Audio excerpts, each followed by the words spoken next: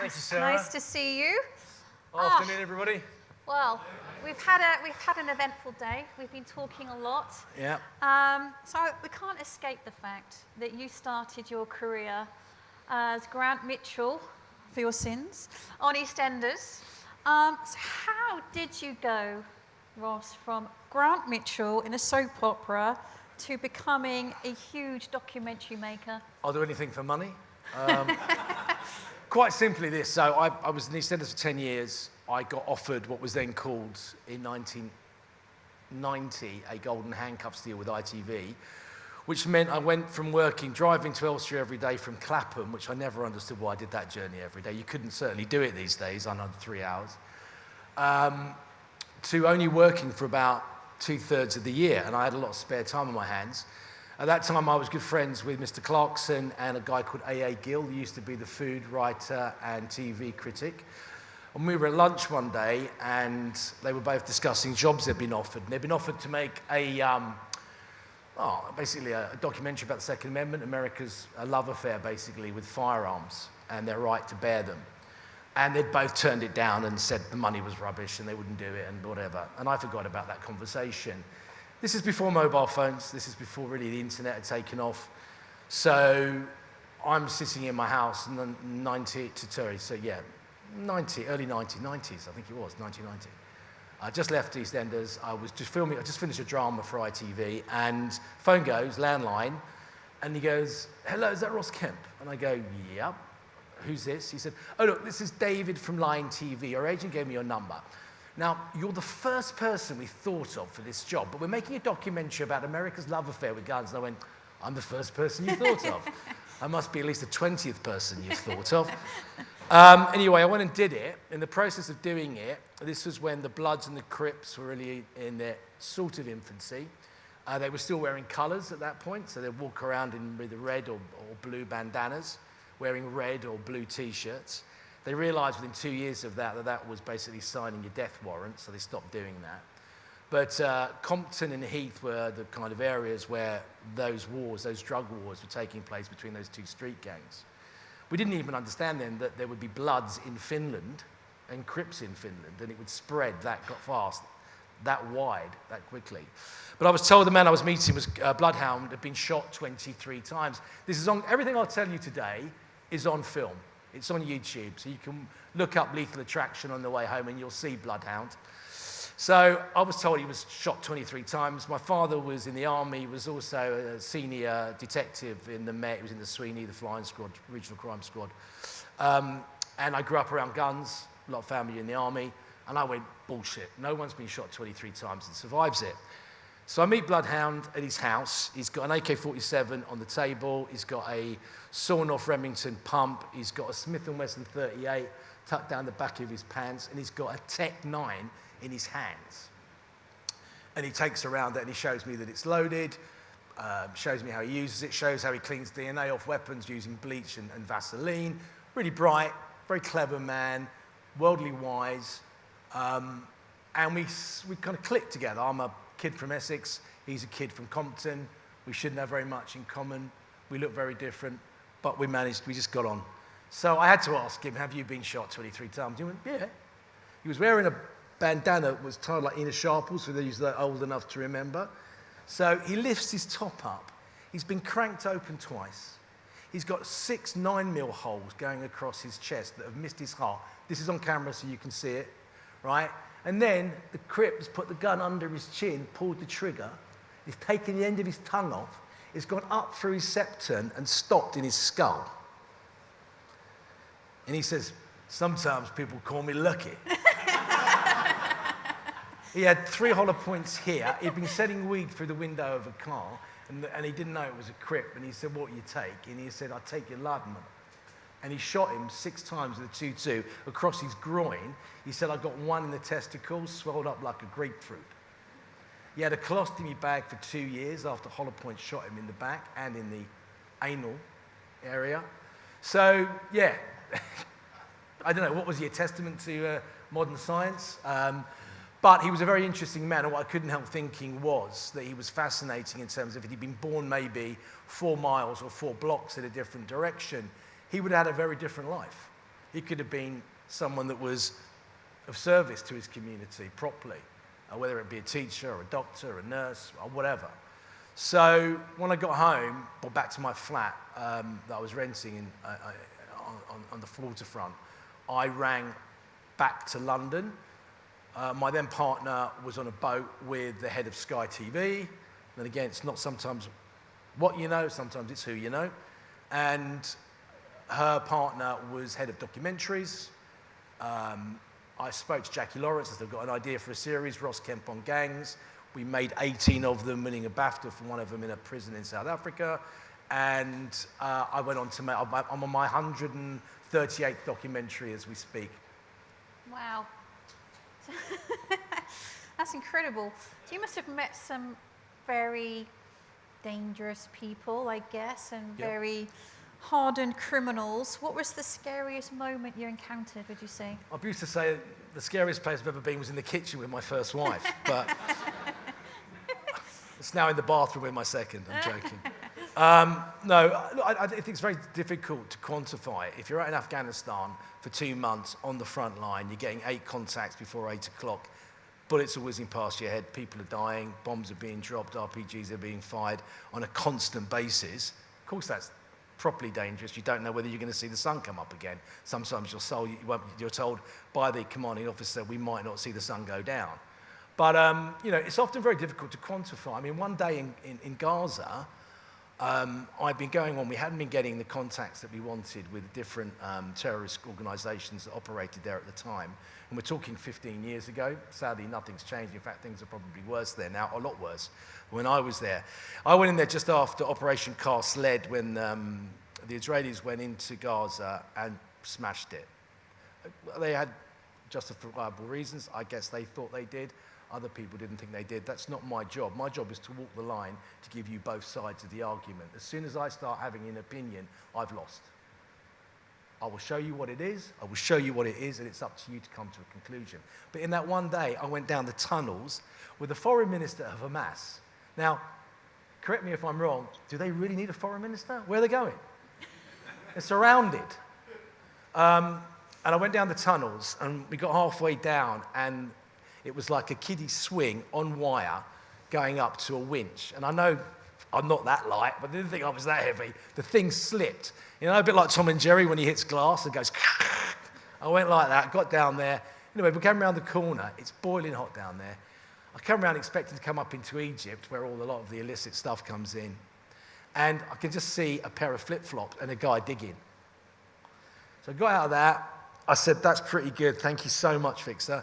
And Fixers are braver than we are by a long extent because they're going to be there forever. When we leave and get on our plane and go home to our comfy homes, they're there. So one thing we're always reminded of when we're making documentaries is that we never, ever put them in a position where it could come back and hurt them or their families. Anyway, Noel is his name. He said, we're going to lay an IED now. I went, what? He said, but first we're going to meet the suicide bomber. This is all on film. Ross Kemp, Israel, Gaza. You can see it. It's on YouTube. So I go and meet a young man under a tree. I was more worried about the white light that might drop from the sky, to be honest, from either an F-16 or from one of the Navy gunboats that patrol that stretch of the Gaza coast. Met this young man, fully loaded up. His parents had been killed during Cast Lead. His sister had been killed. And he was, I don't know to this day whether he ever succeeded in his mission, but he was wearing a full coat of Semtex and he was playing with the Pressel as he talked to me. And I was just going, stop fucking playing with the Pressel. When I asked him, did he know that there are Israelis out there that want peace, that don't want to carry on the war? It's the only time he stuttered because he's wearing a balaclava with Al-Quds Brigade strapped to it.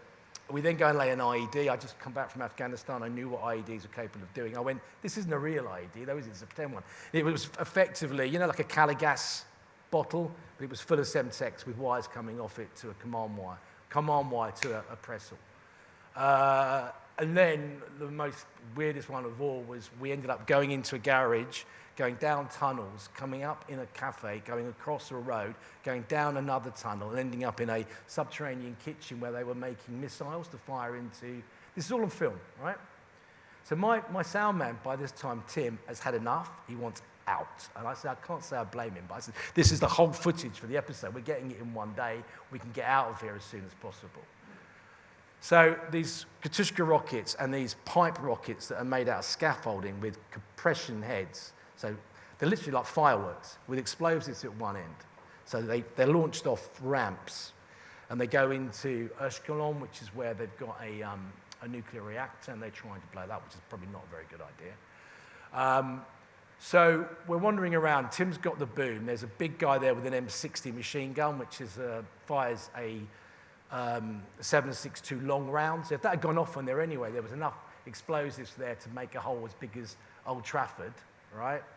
I'm also thinking, if anyone's followed us here, if like Mossad had followed us here, we're going to get blown out anyway. Someone's going to drop a penetration bomb on us. And Tim literally is shaking and going, I'm never fucking working with you again. I'm never fucking working with you again. So I said, just get this done, get this done, get this done. And then we go around, and all of a sudden, he hits the tip of one of those missiles. And a bit like a domino, it chinks against the next one, chinks against the next one, and someone stops it, right? And we all, to a man, the lot with the balaclavas on, and my sound man, my cameraman, me, and the fixer, pissed ourselves in laughter. Because that's the only thing. The amount of times I've laughed, it is a natural human response to losing a bullet. I was lighting a cigarette for a guy called Govan, who was from Govan, who was with 5 Scots, part of 16 Air Assault in Musakala. We'd just been in a massive L-shaped ambush. We got through that, but because I don't like mint. I'll tell you why I don't like mint. I don't like cleaning my teeth. I don't like mint on lamb. I won't, because the Afghans are brilliant purveyors of water. They can irrigate. The water that melts off the hills goes into the wadis and then goes onto the fields where they grow poppy, they grow cannabis, and where they grow wheat. But they fertilize their fields with their own. They're brilliant. They're better at recycling than we are. They can recycle motorcycles that are 100 years old. They can irrigate their fields with human shit. So whenever you jumped into an irrigation trench to get away from being shot, you were confronted with jobby after jobby, right? And what grows next to those beautifully irrigated fields is wild mint. So whenever I clean my teeth, all I can see is an Afghan jobby in front of me. But going back to Govan, we get there and we get out and we get to what we think is relative safety. And I've got a big lighter. I don't smoke, but I've got a big lighter. I always carry a light with me, always carry a knife, always carry a torch. 2 head torches, because I always lose one. And he's trying to let cigarette. I went, no, come here, I'll do it for you. I mean, I've got mud and it's been wet because I've been up to my knees in shit, basically, getting zipped, bullets zipping past my head. And I'm lighting this thing for it. I'm there with you, Sarah, right? Going, come on, come on, come on. And as I get a flame, a bullet just goes between us, right? We both jump back and we just look at each other and we just wet ourselves with laughter. Because that's just what you have to do to get through it. And I'm not making any of that up. That is on film. Because I was interviewing while I was trying to light a cigarette. So, go on, ask a question. I've got a lot more. Well, Do you want to tell you said scary moments. So scary moments happen all the time. That's the whole point of it. You're going into a hostile environment. I write we have to obviously be insured to a certain extent, and risk assessments of what, as an exec producer, of what I have to go through. We were down in Nigeria, looking at pirates, movement for the emancipation of the Niger Delta. We ended up with the Ogoni people, oil companies making billions of dollars out of they just leave the wellheads open. If a pipe breaks in the Niger Delta, they just leave it to leak, right? We're never going to know about it. We're never going to see it. The Ogoni people, they live on periwinkles. It blacks out the water in the Delta. They've lost their income. So they hate white people quite a lot, understandably, because generally most of the oil workers are white.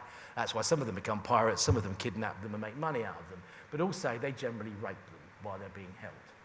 So I'm sorry if I said, how dark can I go?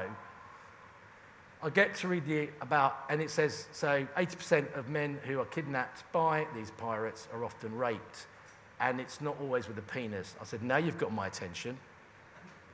I stopped at stick wrapped with barbed wire. So cut to 3 months later, I am in the Niger Delta with a journalist from the Lagos Times who's wearing a Marks & Spencer's pinstripe suit and black brogues. Now, at least I've got my desert boots on, some combats and a T-shirt. I'm in one, they take, when obviously there's so much money being made there that when the larger ships that come in to take what oil from the wellheads hole out or break, they just leave them there. And so the Ogoni people nick the lifeboats off them and use them to fish with where they've got clear water.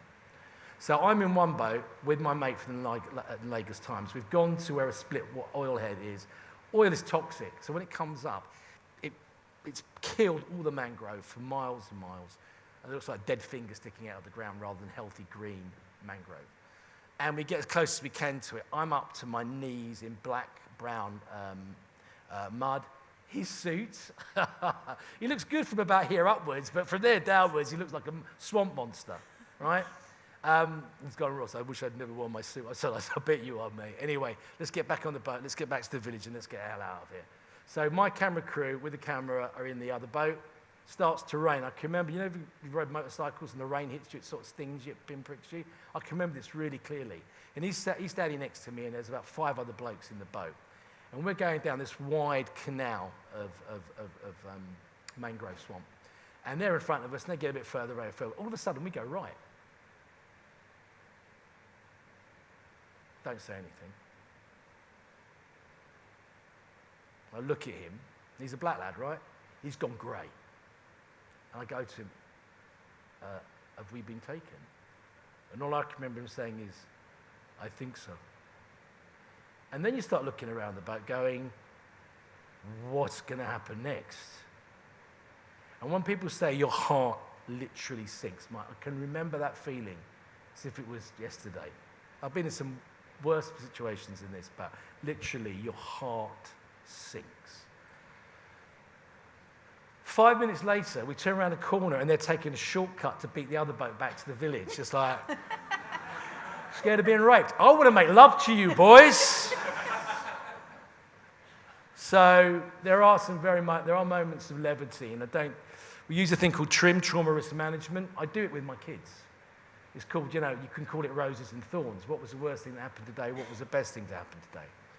But TRIM, I would say, I learned off the Royal Marines when I was out in Afghan, and I've adopted it with all my teams. On my teams, our teams, we are a team.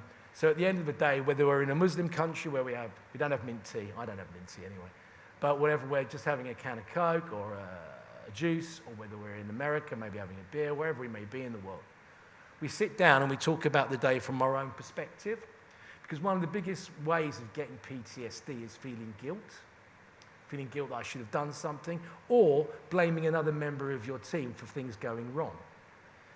And the sooner you can get it out in the open, the less things have time to fester, and the less resentment grows. And I believe that has kept my team together through the years. Just openly talking honestly about, how did you see it, Dave? How did you see it, Jonathan? I saw it this way. And by talking it through and understanding how they saw it, whether it's a car traffic accident, whether it's an interview with someone who chops people up in Colombia, in a chop house, to find out where the drugs are. I can tell you that story. That's that took place in a sex hotel, which is where there's 2 entrances, so you can turn up anonymously and meet. And so we decided, so that's TRIM, but should I tell you a story? Go on now. Happens in Buenaventura, which is on the Pacific coast of Colombia. I've made 12 films in Colombia. It's a country that keeps giving, for lots of reasons, and mainly the narco-trafficking that happens there. So we arranged to meet this guy. He chops people up. So he's Afro-Caribbean Colombian. He's a good-looking, strong man. We meet in a sex hotel, and he's coming one way, we've come in the other, so no one can see that we're meeting. The sex hotels basically have these kind of like cheap plastic, better than this chair. No, I'm joking. Chairs with all these odd shapes in it. What you get up to it and what you do in them, I do not know. But the aircon's going. There's a little fridge in the corner. I'll never forget it. It had a comb. I'm going, what's that? It's not going to help me, is it? What am I doing? Pair of scissors, some Durex, some lube, lots of lube, and some mixer drinks and some cans of Coke and whatever, tonics, right? And there he is sitting there. And I say, look, you're going to have to take, he's covered in religious iconography. He's got bracelets and rosaries, and you have to take that all off. Even though we're shooting you in shadow, we're locked off a D5 camera on a tripod, so he's there backlit so you can't see him. And Dave was one of my closest friends. We got lifted in Libya together. That was a long 24 hours of my life. I said, we're going to have to turn the aircon off. It's too loud. Like that aircon now, it's going to destroy sound. So it really, it's 38 outside. It's 40 in here, right? Within minutes, I am dripping wet. Now, Jonathan, my cameraman, is sitting in a pelly box, yeah? He's got the camera on me, and there's a D5 on him, and he starts telling us how he starts off by cutting a finger off. And that doesn't work, he'll cut another finger off, and then he takes an eye out with a fish hook. He keeps the other eye in so you can see what's happening to you until you give up where the drugs are. The only problem is, on a regular basis, they pull the wrong person. Which happened to one of the women that we spoke to. Her son had gone to get ice cream, he never came back. His father had been chopped up. His brother had been chopped up because they took his brother instead of him by mistake. And I said, what's the worst thing you've ever had to do? And he said, I had to chop my best friend up under the orders of the cartel. This is also people can go on a Friday night and have a bit more of a funnier, happier time. So it's getting really hot in there, right? And all of a sudden, the lube that was frozen because of the aircon is suddenly becoming more and more apparent. There are hand marks all over the said furniture. There are hand marks all over the wall. And the floor has gone like a skating rink. Our man is still talking to me, not moving, not sweating. I am dripping. Must have been related to Prince Andrew, this boy, because he's not sweating. Right? Not sweating, and I'm dripping, and everyone else is dripping, and all of a sudden, out of the corner, bang! Right? Jonathan, 15 stone of Yorkshireman, 6'4", big beard, glasses, has got slipped on the pelly case, hit the ground with a slap. I jump out of my skin. This boy is in the D4, D5. He never moves. He never moved. Didn't blink. So I've got it all on. I can see him, on the camera. When we finished the interview, and before I said goodbye, and we went our way, and we slipped our way out of this sex hotel or sex room. I said to him, I noticed you wear a lot of religious iconography. He said, yes. I said, well, I have to ask, do you believe in God? He said, I believe in God, but somehow I don't think I'm going to heaven. Wow. Let's bring it a bit closer to home, to the Yes, UK. So you made another documentary called Mafia and Britain. Yep. So what can you tell us about organised crime in this country? Well, organised crime, these are NCA stats, sort of. So we reckon we've got 181,000 members of organised crime groups in the UK. They cost us between 45 and 50 billion pounds a year. A lot of them are into cybercrime, as you probably know. But they're into all types of crime. They're interrelated. So whether it's trafficking drugs, trafficking humans, trafficking arms, cybercrime, they are all completely related, particularly when it comes to laundering the money.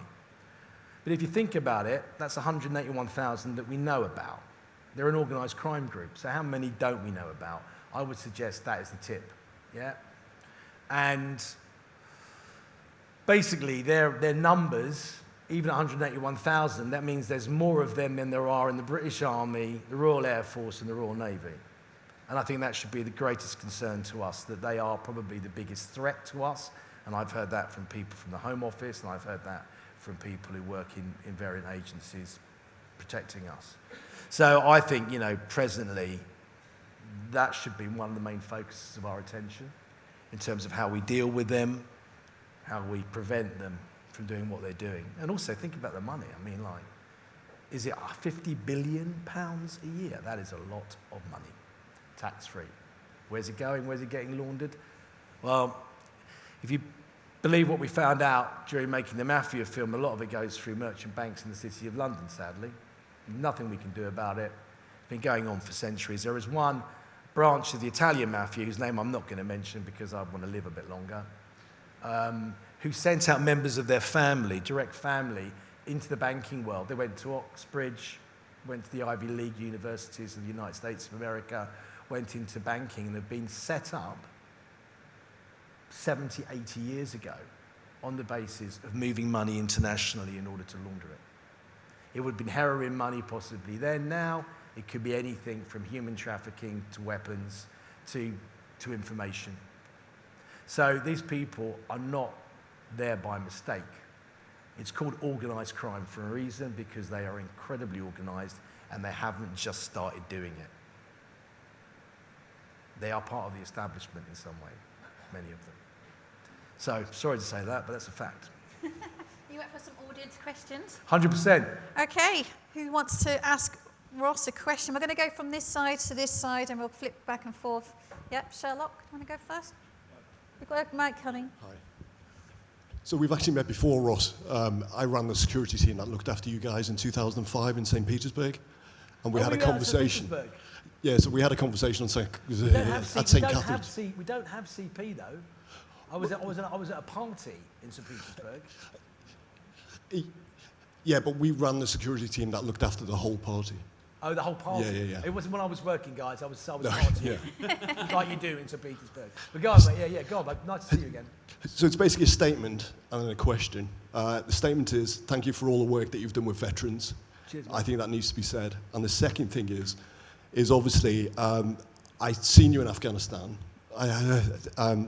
As a former soldier, we train in, day out to get that stuff done. So when we turn up in country, we know exactly what we've got, what kit we're supposed to have. So I just want to know how you prepared yourself for those. So basically, I went out with my family regiment, which is 1 Royal Anglian, and a lot of my family were in that regiment. Some of that people who've left that regiment now have been through Hereford. And basically, we trained as you would, not to the standard that you would attain, but I basically went, Robbo was still my best friend, he was the RSM at the time. Tim Newton, who was company RSM of B Company, which is the company I was embedded with for the first 2 months. He then became RSM of the Anglians, then RSM Infantry nationally. But the colonel of the regiment said, look, if Robbo accepts you, then you can go. Unfortunately, obviously, it's where I was from, so that helped. I later went on to go with 5 Scots. I'm certainly not from Glasgow or from Govan, but I went out with the Royal Marines twice, no, 2.5, 3 times really. I was embedded with air assault. I was embedded with the American Marine Corps, which is more dangerous than being embedded with the Taliban. I could tell you stories about that, but I would just get bad-mouthed. Embedded with the Afghan National Army. So, I went out quite a lot. From 2007 through to 2013, I went out every year for at least 3 months, apart from 2010, because 2009 was so bloody and so devastating, and I saw too many young men lose their lives, and I saw too many civilians lose their lives.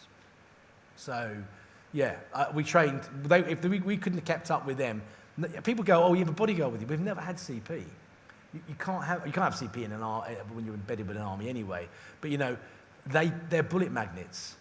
They're great to have, but they're bullet magnets. And if I'm trying to win the confidence of a member of the Sinaloa cartel, I don't want a bloke who's got tennis balls under his armpits, looking like he's carrying, even though he isn't, standing next to me, because that's just going to wind up your cartel member. When I was talking of that, talking about shock to your senses.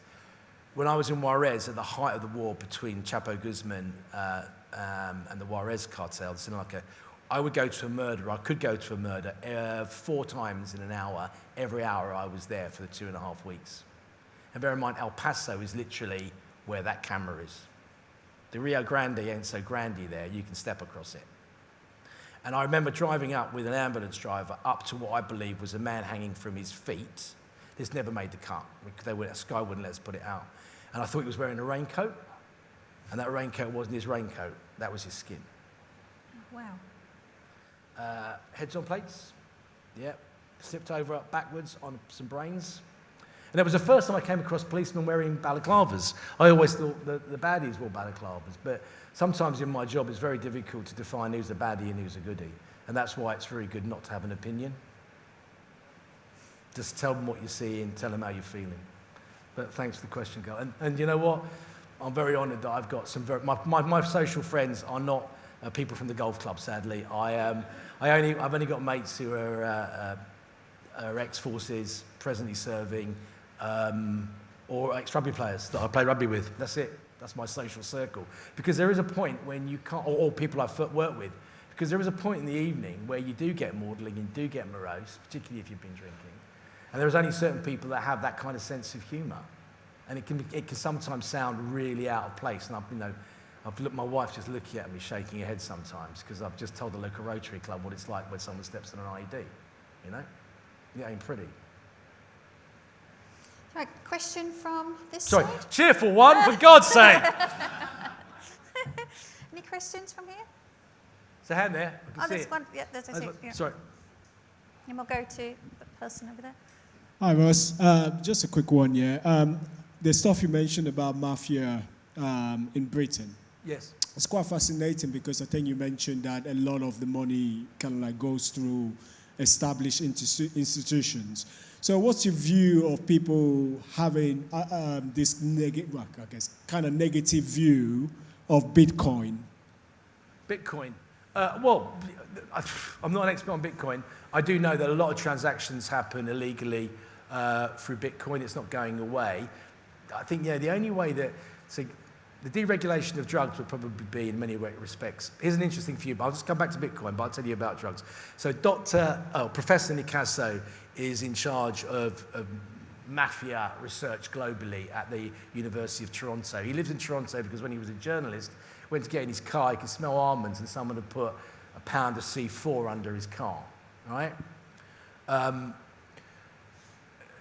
In terms of drugs, in terms of Bitcoin, and I know I'm talking to an area of people that know far more about this than me, but big bosses, the heads of clans, organised crime groups will never meet in the same room ever again. They used to meet in islands off Venezuela with the Venezuelan government's permission and their backing because they were part of the transport network of cocaine into Europe. They will meet in ways that I can't begin to describe. Money will never even change hands. Assets will be exchanged. If a debt is owned here and that person picks it up over here, then they're getting the money for whatever merchandise is being exchanged. I was out in Colombia. I was in La Picota prison last year. That film was cut and not been allowed to be shown for lots of reasons. But one of the things that we found out was that they were importing concrete blocks from Buenaventura, that same place that I'd been to 5 years earlier, into Spain. Now, call me old-fashioned, but do you not think the Spanish can make concrete blocks? Did not ever occur to anybody that why were they letting concrete blocks go all the way down the Pacific coast, through the Panama Canal, go across the Atlantic into Bilbao, when they can make very good concrete blocks in Bilbao? Because there was 100 kilos of cocaine in every block. That's not obvious? Then if it is obvious, why is it being allowed to happen? And then you have to look at how much corruption there is globally on the planet. And don't think because you live in Britain, it's not there, because I can assure you it is, and it's operating at different levels. And that's mainly because of the vast amounts of money there is to be made. Going back to your crypto point, you can't pay people in cash, you can't put it into their bank account, you can't wrap it in countries in Jersey and the Cayman Islands and bring it back, and you haven't got access to a legitimate merchant bank an illegitimate merchant bank run by an organised crime group, then what are you going to pay them in? Crypto, right?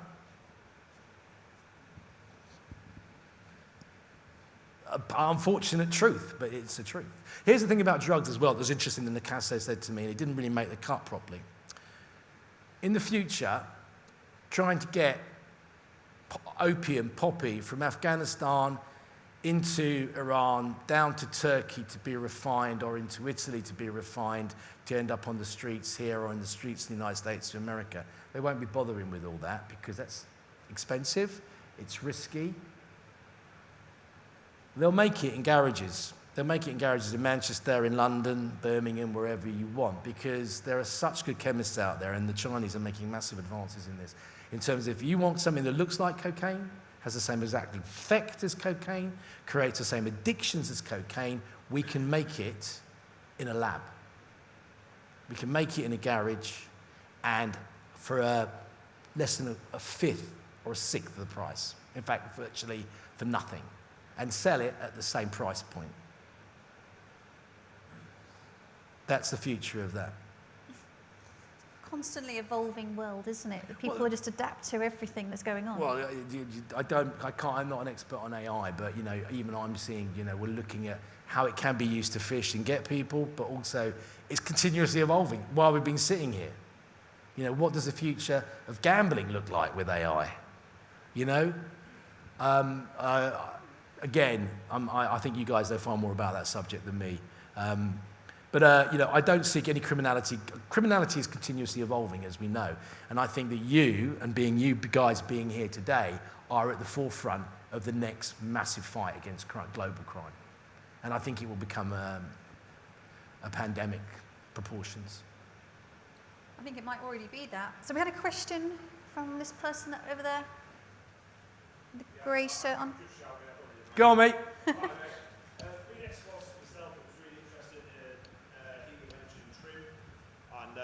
Like that kind of dark humour as a coping mechanism. Having worked with bootnecks as my last draft, what's the funniest nickname you heard while you were embedded with the Army and the Marines? Funniest thing? Nickname. Oh, nickname? Yeah, because I know there's they've got a the first trip for that. out there, right? Every time I took a dump, there was about 500 cameras there. Kemp goes to the toilet. Kemp has a wee. Kemp has a poo. They used to put snakes in my sleeping bag, camel spiders in my hat, in my boots, scorpions in my boots. So, just a little bit of advice: if you go out with the army and you go somewhere hot, just knock your boots out before you put them on. Funniest. I mean, look, the hilarious thing about it was that you just get very used to being shot at or watching people die, and it sounds bizarre, doesn't it? But human beings, people say to me, you know, why you carry on doing this, Ross? You could just go back to EastEnders and sit having bacon sandwiches every morning and looking at nice makeup ladies. But that sounds sexist, I don't mean that.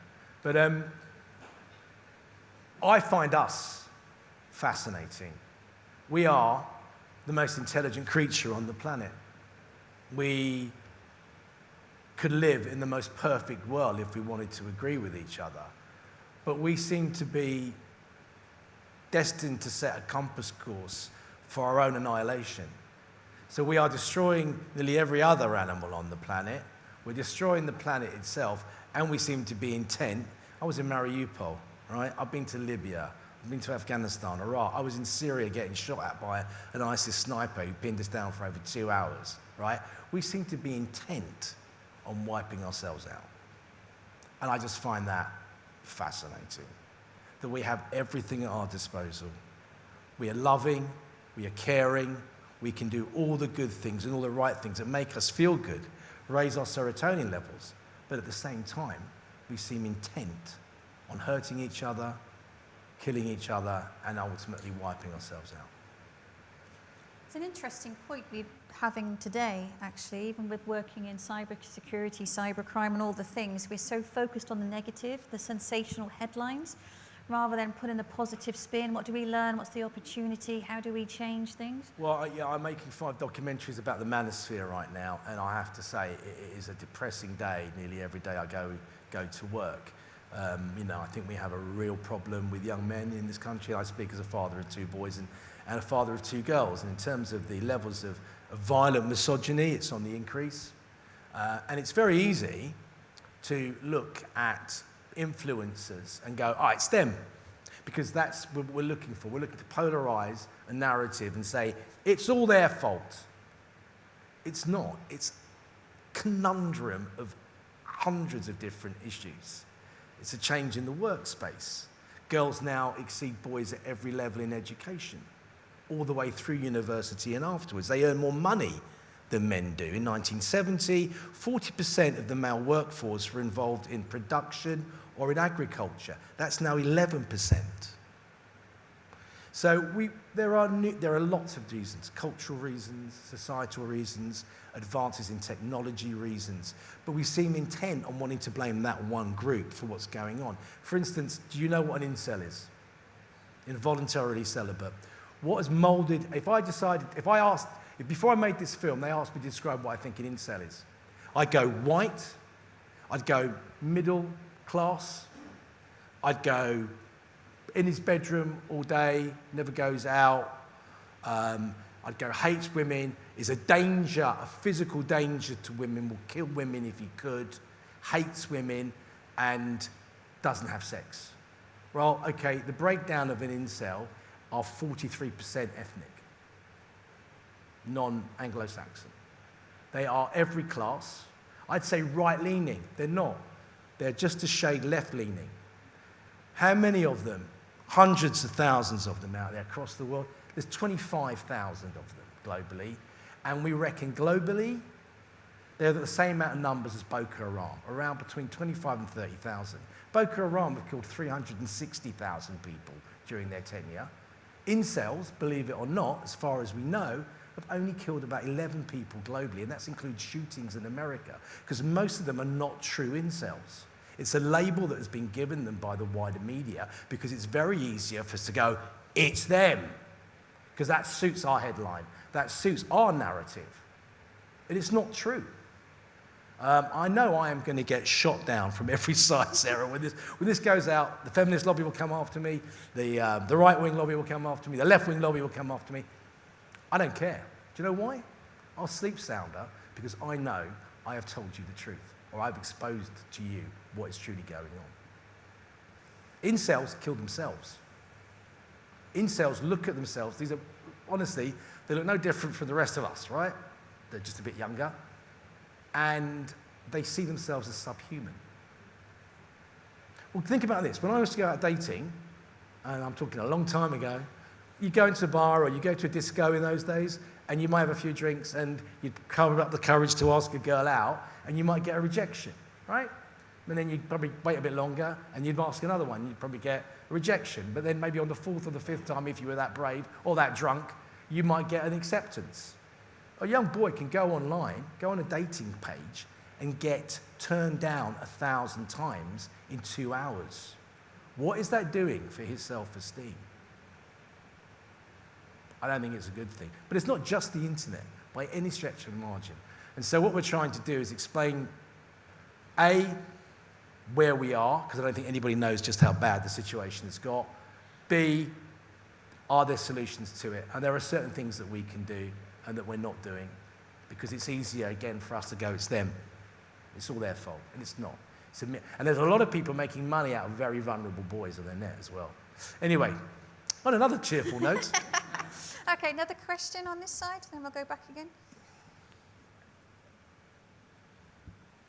Hello, I was wondering, I work 8 hours in an office, I come home, I'm knackered, want to go to bed. What draws you to doing the work you're doing, putting yourself in mental and possibly physical harm as often as you do? What drives you? I think if I was truthful, it gets me away from the wife and the kids. You should see my... No. In all honesty, as I say, it's not about just going and get yourself in the most dangerous situation. We work out, we do risk assessments, Look, in a fluid battle, in a battlefield, there is no risk assessment. You might as well tear it up and throw it away. No soldier is going to jump in front of you to protect you. It's every one for himself when the lead starts flying, right? But as I say to you, I am absolutely fascinated by us as a species. I have like on a favela in the outskirts of Rio, I've had one of my best nights of my life. And we were just drinking Skull beer and putting cheap chicken on a barbecue, listening to music, dancing, and everyone had guns. They were all off their faces, but I had a brilliant night. I was quite happy to get back to my hotel room at 7 o'clock in the morning and have a sleep.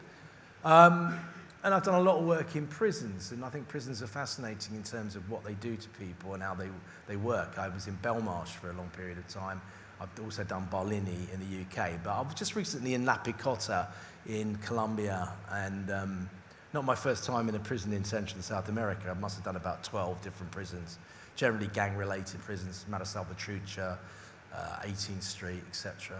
Do you know what they're smoking? I just go, what human being worked this one out? It's a Rizla paper, a little bit of tobacco, low-grade crack. Remember, crack is the residue from making powder cocaine, and brick dust. So everywhere you go, there's red bricks, and you can see people have been picking away at it with their nail, and then it zombifies them rather than crack, which normally gets you a bit hyper and high. The mixture of the chemicals from the brick, the lime or whatever is in it, zombifies them, and then you can go into a state for about a 6-hour zombiedom. They just wander around the poorer parts of Bogota like zombies. That's crazy. Where didn't it go? Does it want, we'll come back to you in a little bit. There's someone in the middle. Yep.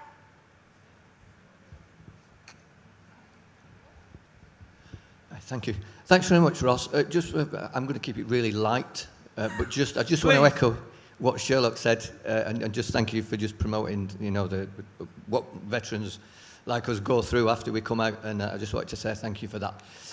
So, documentaries aside, one of the things we speak about a lot in the cybersecurity world is social engineering. Say again? One of the things we speak about a lot is social engineering. Right. And persuading people to do things that they might not want to do. So my question is what social engineering techniques did Ricky Gervais use to get you to play a parody of yourself in a very funny episode of Extras? Well, Ricky, I think he's just sold his house. He doesn't live very far from me. One thing, it wasn't the money, because he paid me 400 quid. And that's why he lives in a bigger house than I do. I think it's important not to take yourself too seriously. There are a lot of people out there, particularly in my line of work, who... Look, there's a class thing in this country, whether we like it or not, and it's not going to go away. It may change over the years, but, the idea that someone from East London or Essex can do really important documentaries was poo-pooed by a lot of people, particularly those who went to Oxbridge, which I certainly didn't.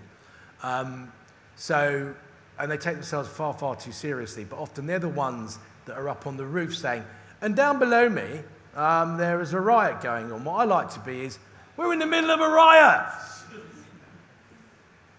And that's the way I look at the world. I want to be part of it.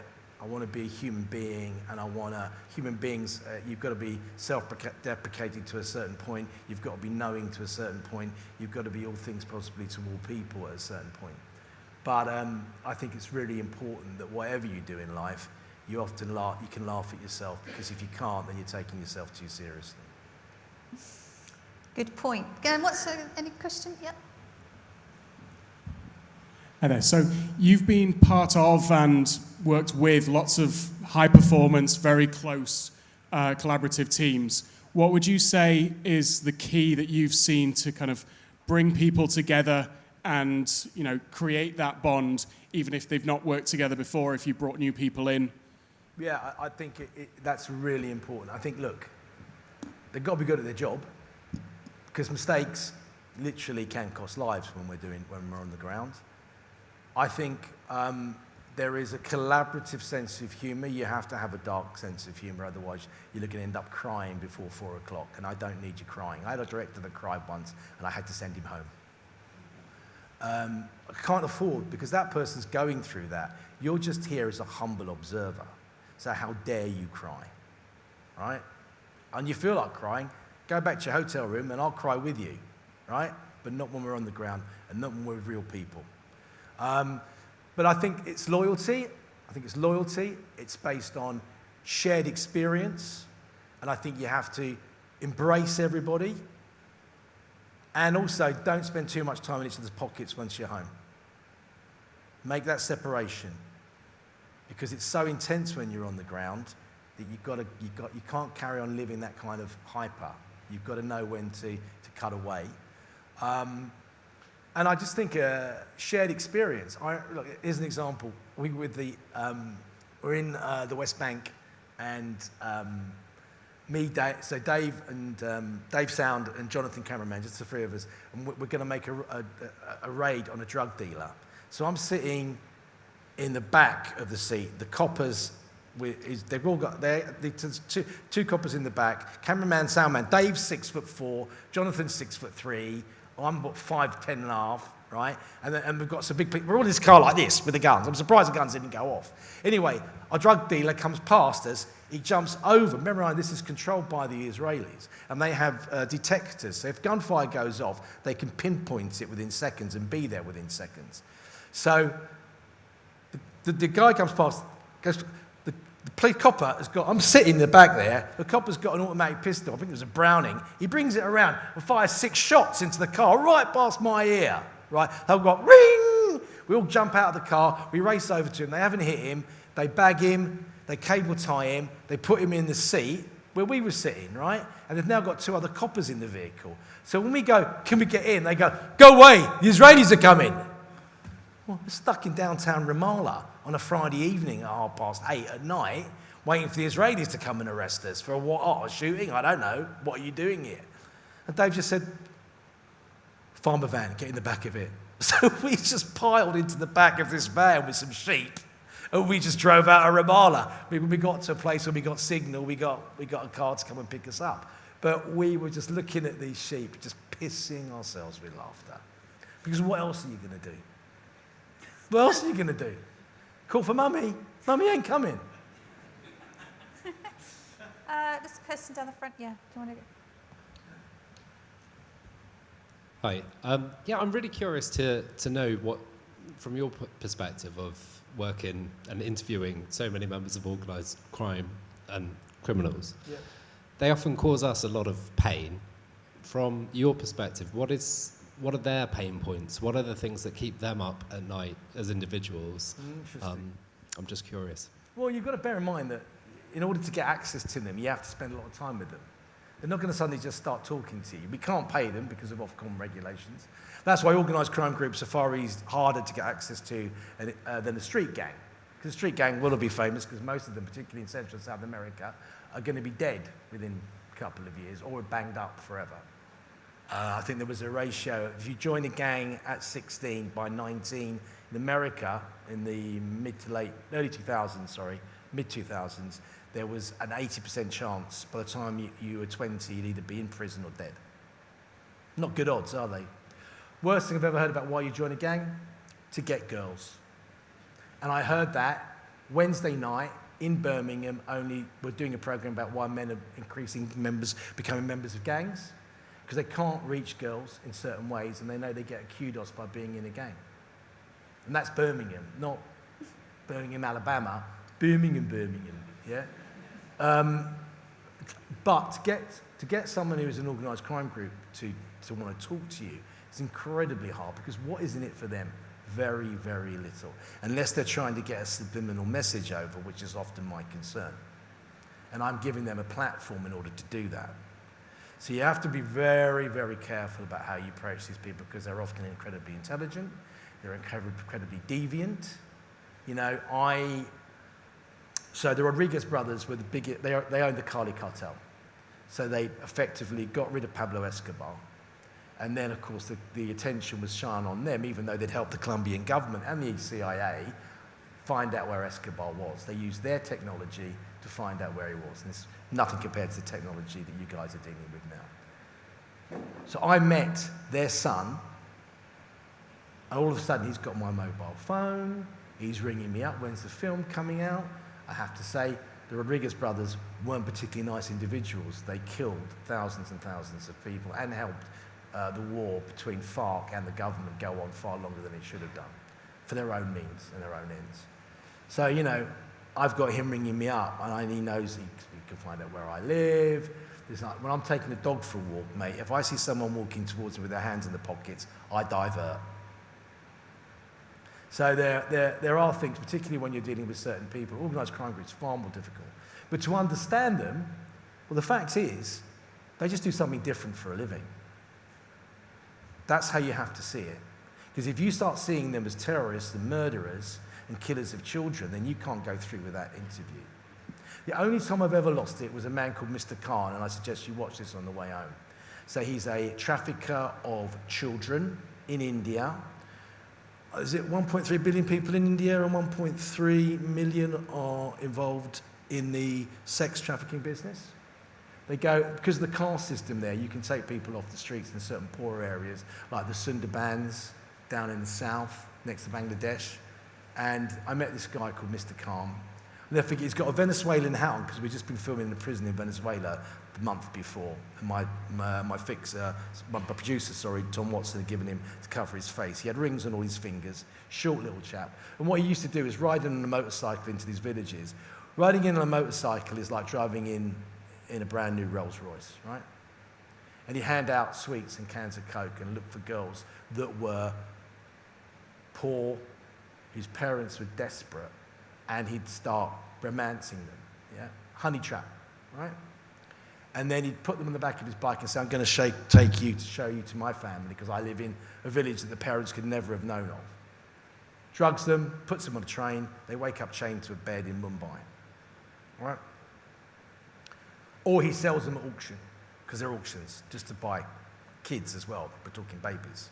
So I asked him what happened, because I knew the answer to this because I'd found out through the research how many girls he'd killed when it came on top for him, because he could pay off the local police. But if he made a mistake and got someone higher up the caste level, then the police would come in from the district and he'd be in trouble, so he'd kill them. On camera, he told me he'd killed over 360 girls. It's on camera. So you can watch it. Mr. Khan, right? The only time I have wanted to kill someone on camera and stop the interview, because bear in mind it's going for a terp, and she was a criminologist, and the tears are rolling down her face. And as he's telling me, I'm going, why would you tell me this on camera? Because I'm sorry, because I feel so sorry. And I realized that he was looking for sympathy from me. He was feeling sorry for himself because he had to kill girls, and he was going to carry on killing girls. That's the only time I could have beaten him to a pulp when we were there. He had 2 bodyguards with guns, so I couldn't. But I stopped the interview. I said, get him out of my sight. So that's the only time. Other than that, you have to look at the people that you're dealing with, particularly with organised crime groups, as they see it as a job. And you have to, when you're going after them, you have to see them as the person next door. Virtually, they have the same, they go to the toilet like you, they want to have more money like you, they want to drive nice cars like you, they want to have prettier wives. Whatever they want, they're going to want the things that everybody else wants. Just they're going about it in an illicit way, a very illicit way, and they're harming other people. But I would say there could be 25 of them sitting in this room now, and you'd be difficult to find which one. They don't wear, they don't wear little black masks and striped tops. No, We I hope went that answered really it. dark, didn't we? When you said dark, we went very dark. Did we go dark? Sorry. I think I wear black for a reason. we're nearly out of time, but what's next for you, Ross? Well, it is. I'm making a program. My weird life. I am making a program about the manosphere, about what we've got wrong about it, about how we are. People call it a crisis for young men, and I've seen some very positive things coming out. I was in a school in Ealing. I thought that more male teachers would make a difference, and the facts just don't. See, we use academic research. We don't use an opinion piece from the Daily Mail or from the Telegraph or from the Mirror. We actually have to use academic research. And academic research proves that boys don't do better with more male teachers. They do better with good teachers, male or female. And that's the issue that we have, is recruiting people who want to work in education, who will earn less money than maybe working, for any of the companies you guys work for and ladies work for. So there are a lot of misconceptions out there, but in the very odd way that my life works, as soon as I finish that, while that's in the edit, and I'll oversee the edit by looking at it on my computer, I will be in Glasgow doing 3 shows a day of the Bridge of Lies, asking people whether it's a truth or a lie. And here's the question, here's one for you. I love people, as I say, but there is no accounting for the British public. So, if you don't know the game, you've got to get across the bridge. There's 2 discs you step on, 3, 4, 5, 4, 3, 2, right? And there's a group of 4, they're all interrelated. One's a veterinary student, 3rd-year veterinary student. One works in a bar, one does this, and one does this. But the auntie who works in the bar, the subject comes up, animals. So I go, well, that's a no-brainer. It's got to be you, hasn't it, veterinary student? She went, no. She's like a French accent. No, I'll do this one. I said, really? You sure? She said, no, but she's very clever. We'll use her later on in the game. We'll use her when something difficult comes up. She said, and anyway, I know everything about animals. I went, okay. So they come down, and then it specifies particularly animal. And it was dogs and cats. You've got 2 options. The first part of the bridge, you've got to get all the way across it. So the first question is going to be the easiest one, and the hardest one is going to be the last question. 2 questions. So, dogs are truths, cats are lie. Option 1, Dalmatian. Option 2, Siamese. I'm not sure. There's no accounting for the British public. On that note, Ross, thank you. Thank you for being so candid with us and sharing some incredible, frightening stories, I have to say. It's just how other people live. But as you say, we are all human, ultimately. Exactly. But thank you, Ross Kemp, everybody. Thank you.